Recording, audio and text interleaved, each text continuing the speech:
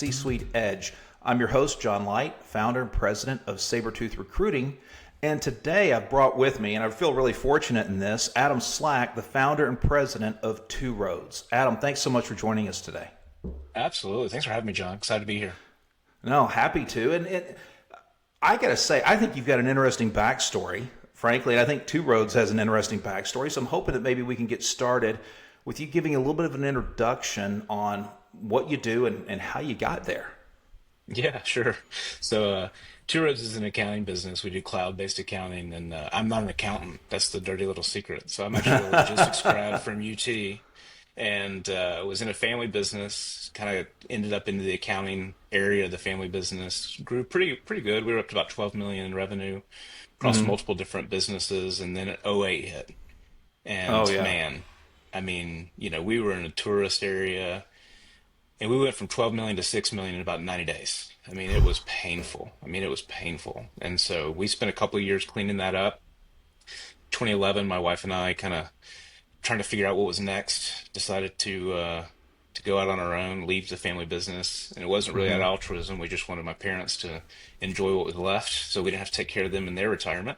We figured we'd let them take those spoils and we'd go try to figure something else out. And, I was just trying to figure out what we could do in the market, maybe look for a job. And some people advised me like, hey, do you like what you were doing for the family business? Like, yeah, I enjoyed it. I was then the CFO, kind of helped make sure everything stayed in order, the analytics, metrics, KPIs. And so I took the show on the road and I thought, you know what, maybe I can get 4 clients. That's what I'll get. 4 clients to pay me a few grand a month, and that's a good living. And that was the idea. That was the beginning of Two Roads. Yeah. 60 days in, John, I learned there's not what people don't have is financial clarity. They don't have books, they don't have accounting, they don't have good systems in place. And so we quickly pivoted. Like we were trying to sell these CFO services. We quickly pivoted and realized we just need to provide people with clear financials. And I know this seems crazy now with all the technology we have, but back in 2011, things were so paper based still. Like everybody was Yeah. using paper. And so we kind of decided, what if we did it different? What if we looked different than a CPA firm? Or what if we looked different than your traditional bookkeeper that sat in your office? And so we just started kind of experimenting and, we got into the cloud in 2012. We sent everybody home in 2012. We started growing and, it was just a fun ride, man. It was, just the market teaching you what you can take to it is a lot of fun. It's a lot of fun to be in that space. So, Well, I mean, and then we were kudos off to to the you races. for listening, to the Yeah, market well, and that's the with the key, feedback. right? Yeah, that's the key because I see so many business owners, man, that they've got the idea and they want to take it out there, and it's like they're not going to change at all, and they don't make it. They don't make it because they don't listen. Yeah. Yeah. I have these talks, of course, we were talking earlier, that I've got a plethora of children Yeah. that are either have moved out finally into adulthood, yay, or they're heading that direction over the next few years. And one of the harder lessons I've ever found to teach a child, and I guess a lot of us don't learn this lesson in life, is sometimes you got to listen to the feedback you're getting, and it may feel like negative criticism. It may feel Right. like positive construction criticism. I don't know. But if you kind of just remove yourself from the idea that it's personal and that it's negative and it's That's all right. bad, or that I did something wrong, and put yourself in a context, it's feedback. Yep. And it's just like sailing a boat with a sail, you're wind powered. You can't tell the wind what to do, Right. but you can That's figure out how to exactly best right. harness it, Yeah. And so I'm curious, when we talk about, you look into this idea of being, I guess, fractional CFO services and this sort of thing, but then holy cow, people just need blocking and tackling in the accounting side to be able to get solid financials, to understand their cash situation. Yep. Tell me a little bit about, in that context, what's the biggest problem that you guys solve? Because I can think of a bunch of them offhand that need solving, but what's the most helpful, most impactful thing you can help a client with? Yeah. So we've been saying this for years, and it's really financial clarity and peace of mind. That might sound simple, so let me kind of dive into it just a second, and I'll tell you a story.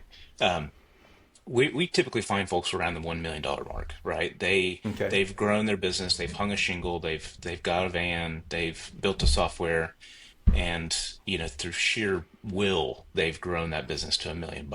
And they've maybe got 5 to 10 employees, maybe a couple more, but they just can't move past that needle. So there's this old adage in business that, businesses go through structure changes at ones and threes, 100,000, 300,000, 1 million, 3 million, 10 million, 30 million. And, Mm-hmm. what we found with that $1 million mark is the financials really haven't been that big of a deal up until that point. They understand who their customer is. They know what they're selling. They know what they're producing. But to really scale past that $1 million mark, you've got to have real good financial systems in place. And so we come alongside them and really modernize their accounting departments. We put it in the cloud. We take on all that work. We handle paying the bills, payroll, bank reconciliations. We actually provide them their financial statements in a reasonable time the next month, unlike most Mm-hmm. CPAs.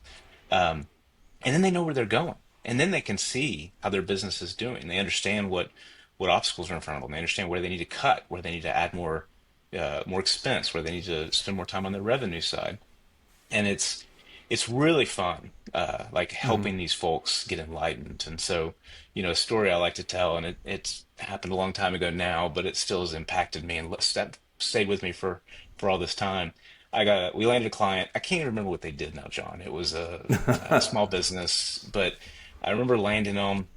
We're with them for about 90 days, Mm-hmm. maybe 120 days, and the guy calls me and I'm like, when you're in client services, you're wondering when you get a call, like, uh-oh, did we Oh do yeah, something wrong, know like exactly the somebody feeling. upset. Yeah. And so I get the call, I take it. I'm like, hey, what's going on? How are we doing? Are we serving you well?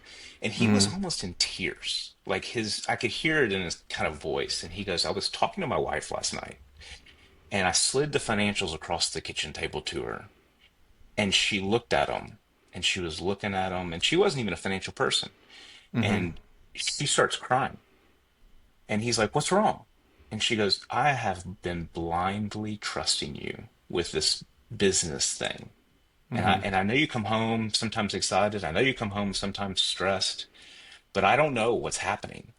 And she goes, I see. I see what's happening now. I see what we're doing. I see how you're doing. We're doing good. And Mm-hmm. like, this stress came off of this relationship in a way that, like, I didn't even see when we started this business. And so when you give people these keys, because business is tough, like, you're moving fast, you're trying to do everything right, but without that clear set of financials to know how your business is doing, know the direction you're going, you're leaving your employees in the dark, your spouse in the dark, and you've got it all kind of trapped inside, just going as hard as you can, as fast as you can. Um, and so unlocking that financial clarity and that peace of mind was enough Mm-hmm. for him to call me back, he was almost in like a vulnerable position of, like, I didn't realize what I was doing to her, Adam. I didn't realize what was happening. And what you've unlocked, what you've given me is going to change the course of our business. His business went on to grow after that. They started thriving, adding more employees and growing in Mm-hmm. revenue. And they stayed with us for a long time. I think moved on after about 6 or 7 years, but it was a great ride. We really really Man, enjoyed serving that client. keeping a client 6 or 7 years in a service business, that's not always an easy thing to do.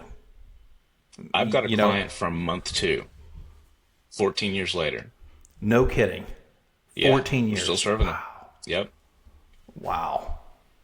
I get maybe not the same companies 14 years later in my business, Yeah. but there's a gentleman I've been working with now. I think it's the fourth or fifth company across the last 12 or 15 years.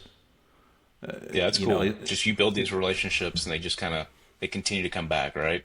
We've since added yeah. CFO about 6 years in, and then we were able to do that with some clients. And then as those clients grow, we're able to kind of scale up with them.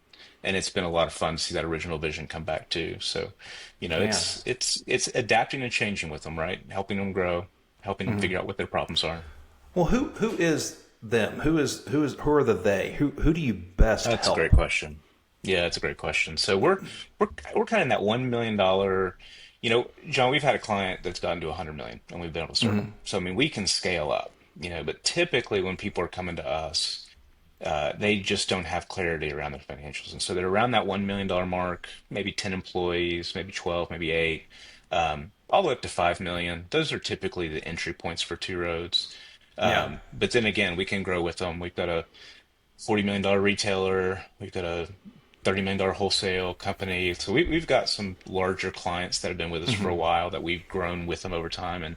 And really the outsourcing option, I mean, everybody's moving to outsourcing, everything from accounting, marketing, IT, and you can just buy the pieces you need as you grow. You don't have to buy Hmm. the whole cow, right? You just buy what you want. Yeah. Well, not everybody can eat the whole cow. That's right. Nor I should mean, you. don't It's we not don't all have healthy. the capacity, right? And Yeah. what's interesting to me is I work in my business because it's service driven. We transactions, relationships, you got all these pieces of the puzzle. There are a lot of small players around. Yep. And a lot of folks don't realize, I don't believe, don't realize how much work it takes to get a business. Okay, you hit 100 grand, great. Now you get to three, four, 500. You break into seven figures. How hard it really gets, because it's not easy as hiring another biz dev guy. It's not as easy as hiring more operational people. It's not as easy as, oh, we're ready for an IT person now.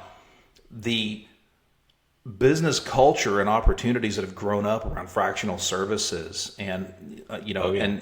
and bringing this fractional service as a service, bringing the books as a service to a customer, it makes a whole lot of sense, because in my experience, especially when you're an early stage entrepreneur, and I don't care if you're going out and doing HVAC services, or you're going out providing home medical care, or you're doing recruitment, or you're doing books, whatever it might be, at some point in all that, if you try to do all this back office stuff, you're burning an immense amount of energy It bogs in you the down. business instead of working into growing the business into something that later on you could sell, or you can reap the rewards from, or you can continue to have a great lifestyle business.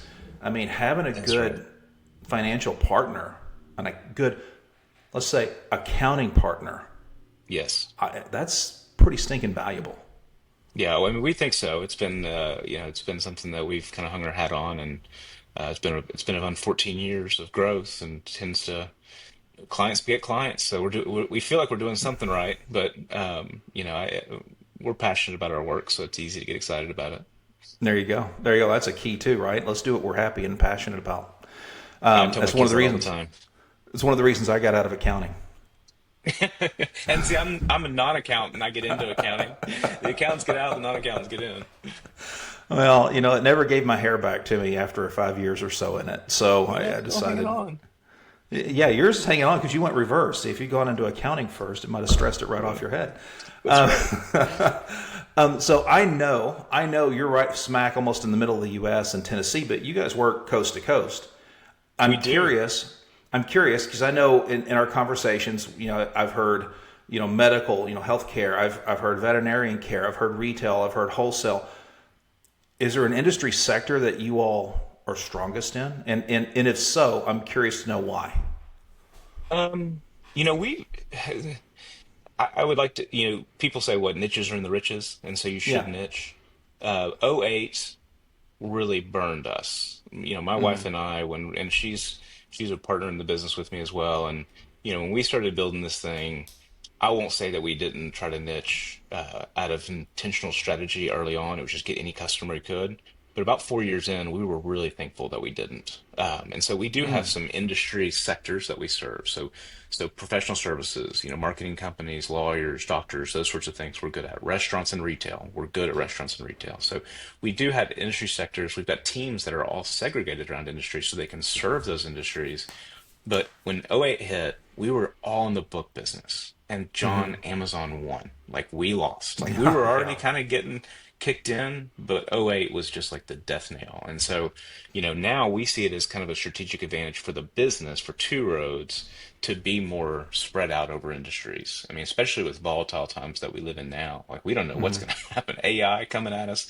Like everybody thought that was going to take the accounting jobs first, and it came after like creatives and marketing first. It started doing Yeah. all sorts of, and now it's going after coding.